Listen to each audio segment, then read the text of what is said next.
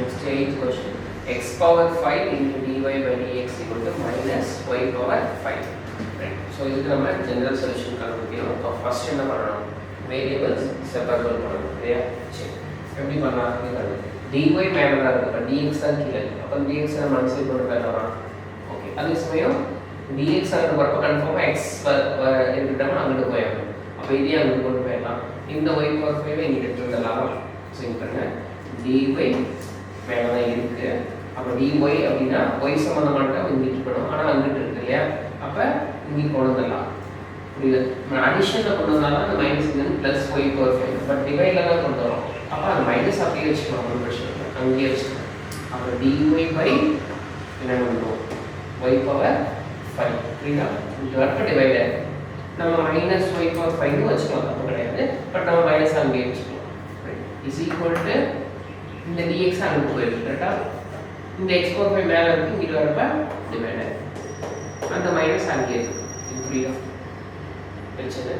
So dy அப்படின்னு இருக்கு, இந்த y பவர் 5 டிவைடர் வந்துருக்கு, இந்த x பவர் 5 அனுப்பி போய் டிவைடர் ஆகிருக்கு, இந்த dx அனுப்பி மைனஸ் அப்படியே அனுப்பிச்சு.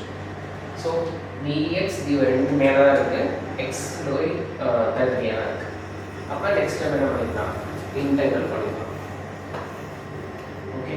ஸோ இப்போ நம்ம வெறும் 1/y லாக் வைன்னு சொல்லுவோம். பட் இது y பவர் 5 அப்போ மேலே கொண்டு போய்க்கலாமா?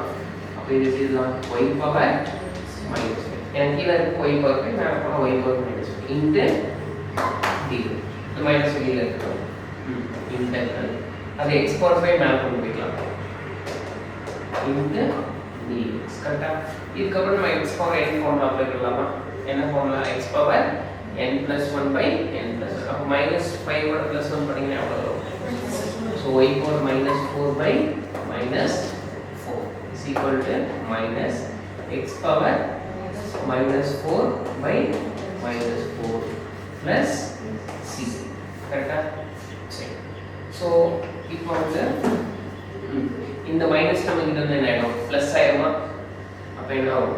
நீங்கள் எeither இப்படி கூட இது பண்ணிக்கலாம், இல்லை எப்படி வேணாலும் பண்ணிக்கலாம். ஓகே. ஸோ அப்படியே y power minus 4 by minus 4, இந்த மைனஸ் நம்ம இங்கே தான் என்ன ஆகிடும்?